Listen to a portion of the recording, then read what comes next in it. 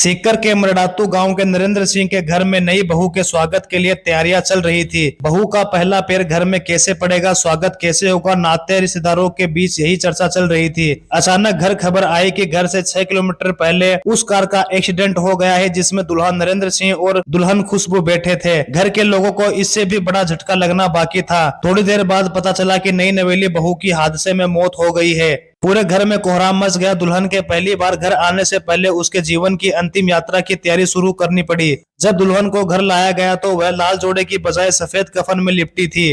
रूंधे गले से उसका अंतिम संस्कार किया गया। दोनों गाड़ियों की आमने सामने की टक्कर इतनी जबरदस्त थी कि कार के परखच्चे उड़ गए। वही दुल्हन की मौके पर ही मौत हो गई। दूल्हा और उसके 2 जीजा घायल हो गए। ये हादसा सीकर जिले के फतेहपुर सालासर हाईवे पर मरडातू गांव के पास बुधवार सुबह करीब 7 बजे हुआ था। क्रेटा कार में पीछे की सीट पर दुल्हा नरेंद्र पुत्र रघुवीर सिंह, दुल्हन खुशबू और आगे की सीट पर दूल्हे के जीजा प्रभात और प्रभात के जीजा नितिन बैठे थे। नितिन ही गाड़ी चला रहे थे।